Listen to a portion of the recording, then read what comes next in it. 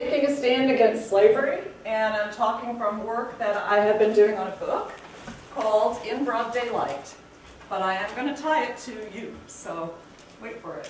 It was sponsored in part by the Drake Center for the Humanities, which would be surprising as well, because journalism and humanities, you wouldn't think we crisscross, but we do. You know about the people who took a stand against slavery in the 1800s, and you've heard about them as the Underground Railroad. And it's very romantic, all the running by night and helping people sneak through house to house. And it sounds great, Harriet Tubman, wonderful heroine. But that's not all there is. There's a whole lot more that people were doing in broad daylight, and that's what I wanted to tell you about. The romance versus the reality.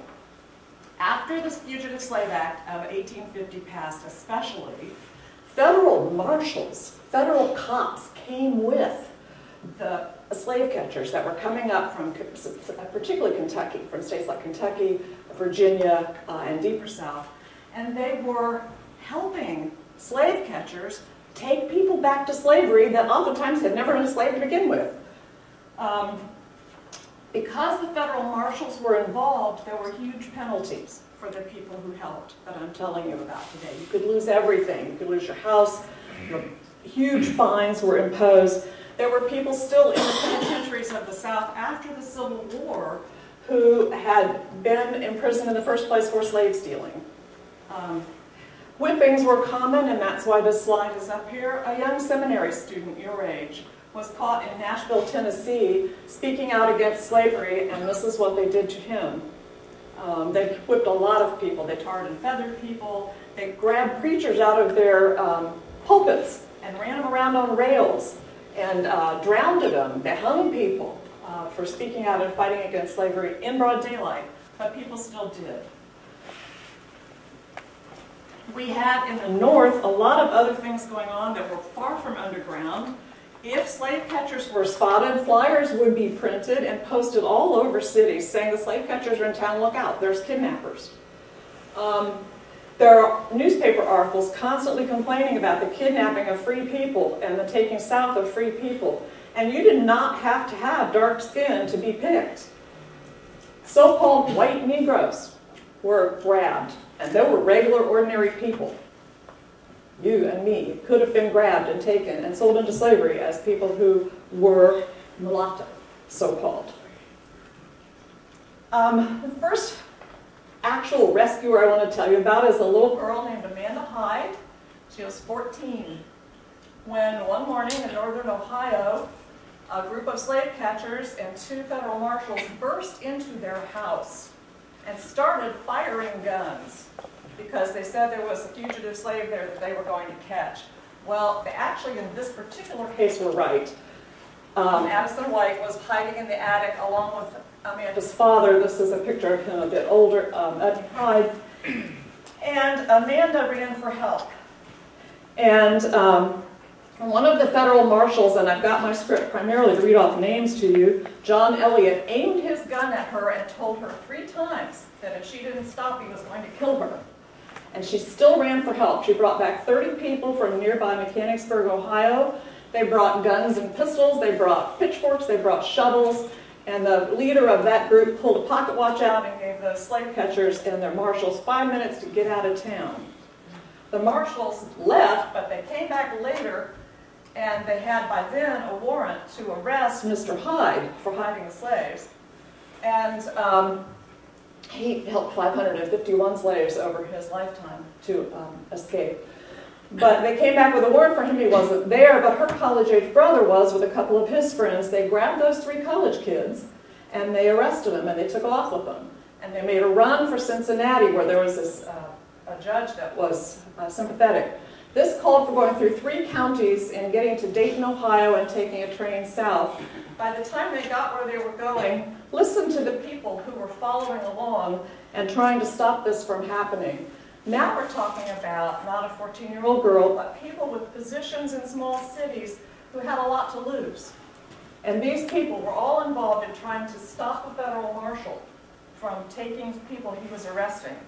Judge Baldwin, Senator Brand, Sheriff Clark, County Prosecutor John Houck, another sheriff from a different county, John Layton, a third sheriff from a third county, Sheriff Lewis, Deputy William Compton, a magistrate, James Christie, an attorney, John Miller, constables Alex Temple and Emmanuel Crossland, and another deputy sheriff, James Fleming, plus several hundred people from those counties that had been gathering and following along behind as this bureau began to emerge.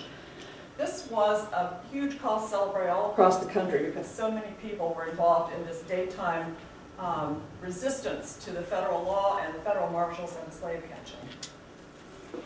A judge in Zanesville was first held at gunpoint when he ruled that a man that lived in their town for 8 years couldn't possibly be the slave catchers claimed he was, who escaped 6 months before.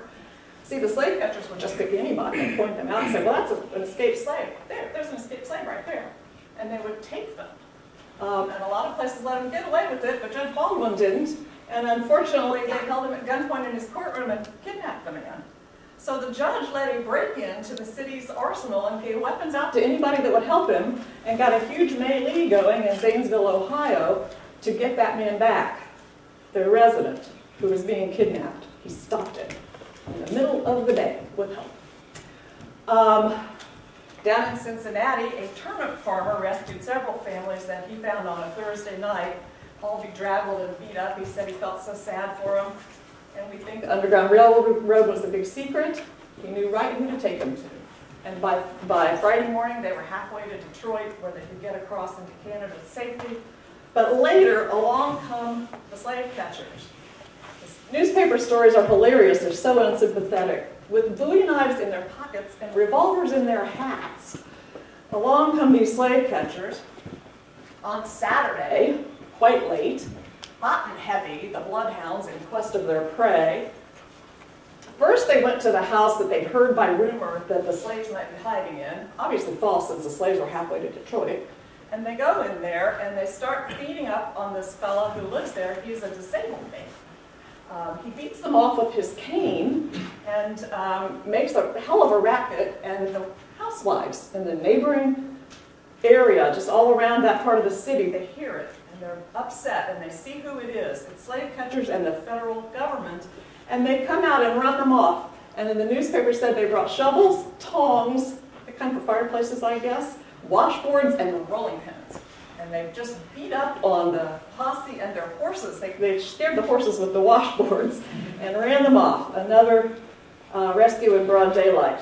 They were so mad about this that they then lied to the slave catchers and said, you know, we heard some of them are hiding under the schoolhouse. Well, what was under the schoolhouse was dirt and fleas, and they had a lot of wild hogs around Cincinnati. It was a hog town. We think of as driving cattle through Cincinnati. They drove pigs and rats. And so slave catchers are crawling around under there. They disturb the rats. The rats are all over them. And they sneak away quite chop-fallen, as the newspaper put it. So that was kind of a fun one. These are pictures of the Stairway to Freedom up to John and Jean Rankin's house in Ohio. They were part of a congregation that was run out of the South for speaking up against slavery. Baptists, Methodists, Presbyterians, Quakers, and Wesleyans were all churches that spoke against slavery in the South. And they literally, people would come and burn the church members' houses and try to run the church out. Well, this church came north all right. They came north to just across the river and set up their Stairway to Freedom, a signal system, and rescued slaves. People who helped the self-emancipating slaves, because you had to emancipate yourself first, you had to choose to run away and get into that huge amount of danger. They didn't just confine themselves to working in the north. Harriet Tubman and her alike, who were Underground Railroaders, were not the only ones sneaking into the South. There were quite a few. One of my favorites is the American Missionary Society. Bibles and preaching and sneaking compasses and maps into the slave cabins. Another fun group was an anti-slavery society from Indiana. They pretended to be tinkers, which were people that go around and fix pots and pans, or peddlers, and they'd have a big pack. And they went all over the South. They had a complex system set up of little boats that they would help, skiffs that they would help people across the rivers in, and set up rescues. This man is my all-time favorite, I think. A little bitty round man who posed, a Canadian fellow, he posed as a bird watcher. So he would knock on the doors deep in the South, in Mississippi or Louisiana. I think I saw a yellow-bellied sapsucker in your south pasture, you know, can I go see it? And of course he had a little pack of goodies to hand out to the slaves that included the compasses, the maps, directions, contact people, transportation, and that kind of thing. You will like these. This is 37 college kids and their professors from Oberlin. They were all put in jail in Cleveland for helping one fellow escape. Mind you, they did break into the city jail and they set up what do you call it, a diversionary fire down the way. So they kind of did cause a lot of trouble. When they got out of jail, though, there were 10,000 people greeting them and praising them. It was very fun. And the kind of cool part about that is that the governor was there to praise them and make a speech. And their senator from that area was there to make a speech. If you look up on Oberlin's website, you'll find they're still insanely proud of this wonderful rescue. Here's a place, almost any train or boat that you got on, the workers would help you. And here we have a worker on a ship stopping a slave catcher. I've got it backwards. This is the slave catcher. He's being blocked. The fellow with the top hat is going to lead this family away. Probably the bravest person here, though, is the slave mother. She got away by herself, but she went back to the places where people had bought her children and rescued them and brought them north.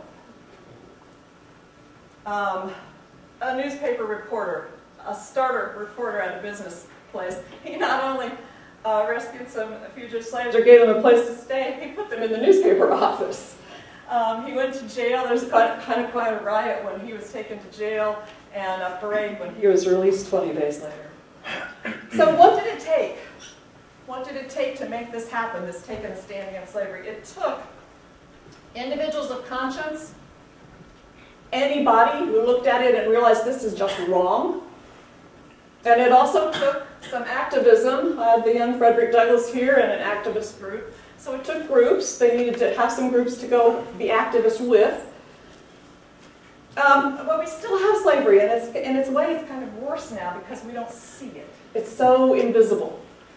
It's human trafficking, and there's slavery all over the world, and we're buying slave-made goods, and we don't even realize it. And there are still individuals of conscience who act, and I want to show you some of my favorites. Laura Alexander and Jake Miller, current Drake students, realized that one of the links in human trafficking, one of the problems is that teenagers begin to separate away from their parents and not tell them as much, and the parents allow it because you do want your kids to start kind of getting more independent. But the trouble is that's when the predators look around for kids to draw in. And you draw them in by becoming their little friend who's a little older than them, and you work kind of a long con on them, and the next thing you know, oh, my mother is sick in Ohio and I really need some help, can you come with me? And boom, that kid is gone. So Jake and Laura work with the school systems all around, parochial and public school systems all around the central Iowa area to strengthen the bonds between those teenager kids and their parents so that they know if some adult person is trying to befriend their kid, and they can see that it's going to happen. There's nobody disconnected. A recent graduate, Autumn Rupke, I'm very proud of her. She has brought 29 children out of slavery in Ethiopia with this project called Beza Threads to end slavery. You can find that online if you like. The children in Ethiopia, and I have a little picture, you can't really quite see it. It's only their legs and the thread anyway. You can't put the pictures of kids, it might endanger them. They make scarves and we buy them. 100% of the money goes to the children and keeping them out of slavery.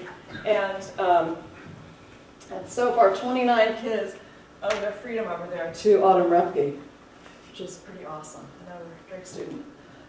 Simply being aware, we have had a pair of Drake students, and I put my script down so I haven't got their names in my head, a photographer and writer tracking the fact that our little Des Moines is a central crossroads of some major highways, and so it's a place where trafficking stops and rests on its way to different places. It's kind of a hub, unfortunately.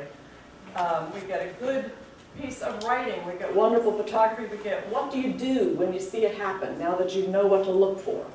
So they use their talents to stand up against slavery. There's an unexpected place I found. The whole front issue of Index on Censorship in March of 2015 talks about people using other talents, music, storytelling talents, taking oral histories. Someone does art in place in London to raise awareness about slavery and takes over whole plazas and puts up sets of information. Photography, videography. All sorts of talents can be brought to this. So what I came to talk with you about today wasn't just the people in the 1850s who took a stand against slavery in broad daylight then, but to tell you there are people taking a stand against slavery now and to challenge you to also do that. The very simplest thing, get the apps and don't buy slave-made goods. There are apps. You can find out before you pay for something who made it. But there are a lot of things you can do, and they're easy to find. And I want you to take a stand against slavery, and I want you to do it now. Thank you.